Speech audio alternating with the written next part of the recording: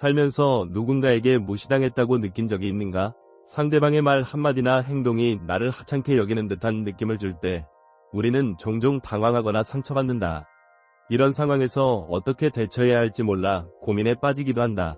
하지만 이러한 경험은 누구나 겪을 수 있다. 중요한 것은 이러한 순간에 어떻게 대응하느냐이다. 상대방의 태도를 바꾸고 나를 지키기 위해서는 몇 가지 전략이 필요하다. 무시하는 사람들의 특징을 먼저 이해하는 것이 중요하다. 그들은 자존감이 낮고 공감 능력이 부족한 경우가 많다. 자신의 가치를 제대로 알지 못하기 때문에 타인을 깎아내리는 방식으로 우월감을 느끼려 한다. 이는 자신이 가진 부족함을 감추려는 일종의 방어기제다. 또한 무시하는 사람들은 겉으로는 강해 보일지 몰라도 내면에는 두려움과 불안이 자리잡고 있다. 자신이 존중받지 못할까봐, 인정받지 못할까봐 두려워하며 타인을 눌러 자신의 위치를 높이려 한다. 마지막으로 그들은 매우 이기적인 경향을 보인다.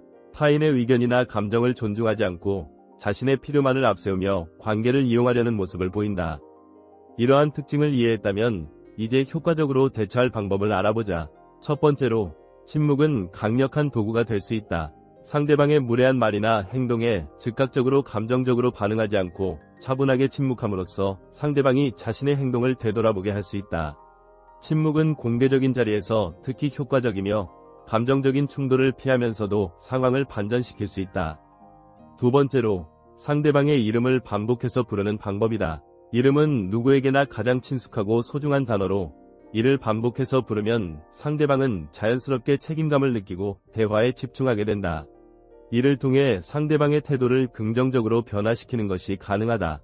세 번째로는 상대방의 말을 재해석하는 것이다. 무시하는 말이나 행동에 대해 직접적으로 반박하기보다는 그들의 상태를 이해하는 듯한 태도로 접근한다면 상대방도 자신의 태도를 돌아볼 기회를 갖게 된다. 예를 들어, 피곤해서 나온 말이라고 재해석함으로써 대화의 흐름을 부드럽게 만들 수 있다. 네 번째로는 상대방의 시선을 끌어들이는 방법이다. 무시당했을 때 감정적으로 대응하기보다는 차분하게 눈맞춤과 진지한 태도로 대화를 주도하면 상대방의 관심과 태도를 바꿀 수 있다. 다섯 번째로는 유머를 활용하여 상황을 반전시키는 것이다. 유머는 감정적 충돌을 피하면서도 분위기를 부드럽게 만들고 상대방의 마음을 열게 하는 강력한 도구다. 마지막으로, 공감은 갈등 해결의 핵심이다. 상대방의 공격적인 말 속에 담긴 감정을 먼저 읽고 이를 이해하는 태도를 보이면 대화는 자연스럽게 부드러워진다. 공감은 사람 사이의 벽을 허물고 서로를 이해하는 다리를 놓아주는 역할을 한다. 무시당했을 때 이러한 다양한 방법들을 활용하면 상대방의 태도를 바꾸고 나를 지킬 수 있다. 중요한 것은 상황에 맞는 유연한 대응이며 이를 통해 인간관계를 더욱 성숙하고 긍정적으로 발전시킬 수 있다는 점이다. 무시당하는 상황에서 가장 흔한 반응은 즉각적인 감정적 대응이다. 하지만 이러한 반응은 종종 상황을 악화시키고 상대방에게 더 많은 공격의 빌미를 제공할 수 있다. 따라서 감정을 억제하고 전략적으로 대처하는 것이 중요하다. 상대방의 태도를 바꾸는 데 필요한 핵심은 나의 행동과 말이 상대방에게 어떤 영향을 미칠지 깊이 고민하는 것이다. 이를 위해 다양한 접근법을 활용할 수 있다. 침묵은 때로는 가장 강력한 도구다. 무례한 말을 들었을 때 즉각적으로 반박하거나 화를 내기보다는 차분히 침묵하며 상대방의 말을 듣는 것이 효과적일 수 있다. 침묵은 단순히 말을 하지 않는 것이 아니라 상대방에게 내가 감정적으로 흔들리지 않는다는 메시지를 전달하는 것이다. 예를 들어, 직장에서 무시당하는 상황에서 침묵으로 대응하면 상대방은 자신의 행동을 되돌아보게 될 가능성이 높다. 이는 공개적인 자리에서 특히 효과적이며 다른 사람들에게도 성숙한 태도를 보여줄 수 있는 기회가 된다. 또한 이름을 반복해서 부르는 방법은 상대방의 관심을 끌고 대화의 흐름을 바꿀 수 있는 간단하면서도 강력한 기술이다. 이름은 누구에게나 특별한 의미를 가지며 이를 반복적으로 부르면 상대방은 자연스럽게 대화에 집중하게 된다. 예를 들어, 고객 서비스 상황에서 직원이 무심한 태도를 보일 때 이름을 부르며 요청하면 상대방은 더 이상 대화를 무시할 수 없게 된다. 이는 단순히 이름을 부르는 행동만으로도 상대방에게 존중받고 있다는 느낌을 줄 수 있다. 상대방의 말을 재해석하는 것도 매우 세련된 대처법이다. 무시하는 말에 대해 직접적으로 반박하기보다는 그들의 상태나 상황을 이해하는 듯한 태도로 접근하면 대화는 자연스럽게 부드러워질 수 있다. 예를 들어, 친구가 비꼬는 듯한 말을 할 때 이를 필요해서 나온 말로 재해석하며 긍정적으로 받아들이면 상대방도 자신의 태도를 돌아볼 기회를 갖게 된다. 이는 갈등을 피하면서도 분위기를 반전시키는 데 효과적이다. 상대방의 시선을 끌어들이는 방법은 특히 가족이나 가까운 관계에서 유용하다. 무시당했을 때 감정적으로 대응하기보다는 차분하게 눈맞춤으로 대화를 주도하면 상대방은 내가 진지하다는 것을 느끼고 태도를 바꿀 가능성이 높다. 예를 들어 자녀가 부모를 무시하는 태도를 보일 때 말보다 눈빛으로 대화를 시작하면 자녀는 더 이상 부모를 가볍게 볼 수 없게 된다.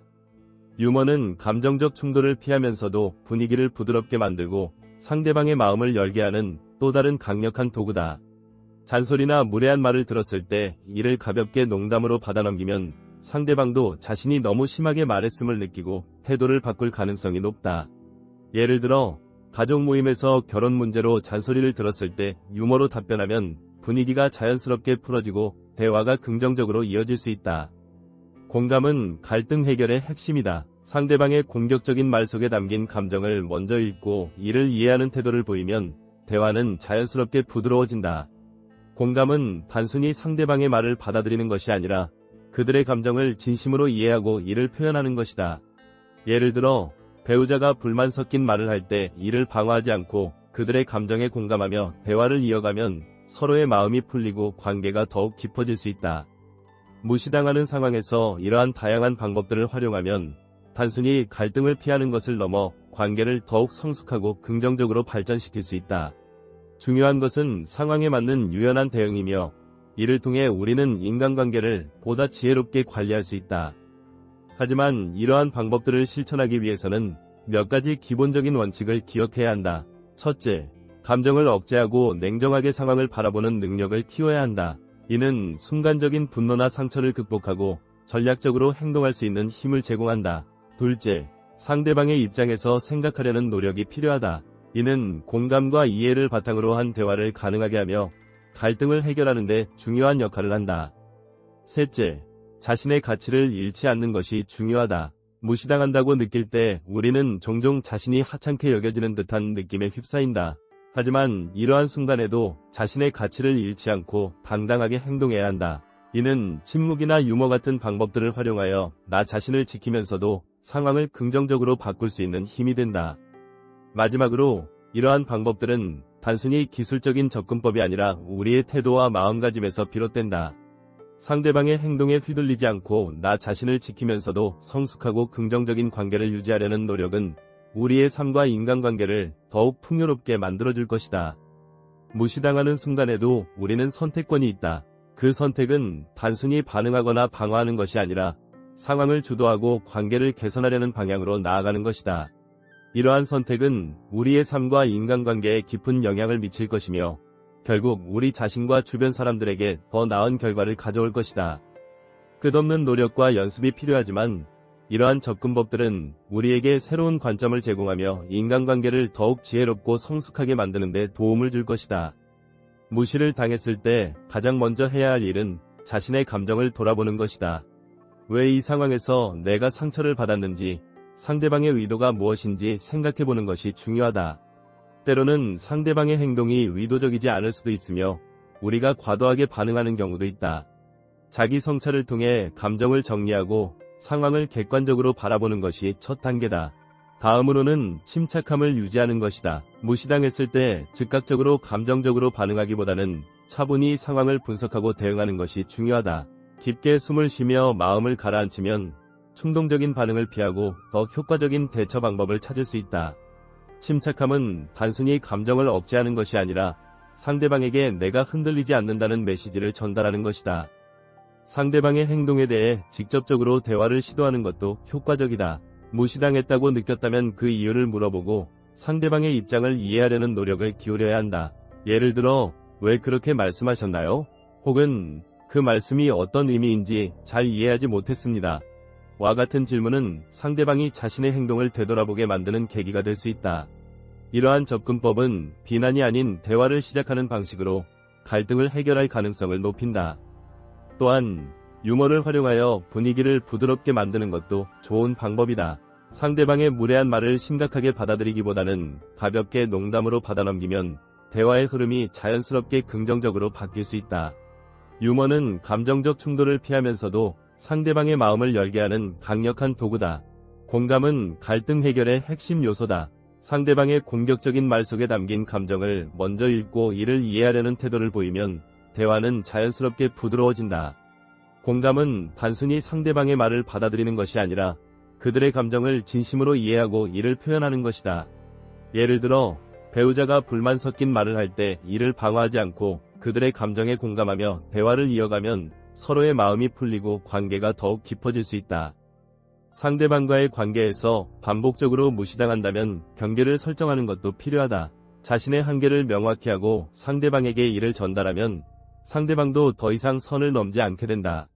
이는 직장이나 개인 관계에서 모두 적용할 수 있는 방법으로 나 자신을 보호하면서도 관계를 유지할 수 있는 중요한 기술이다.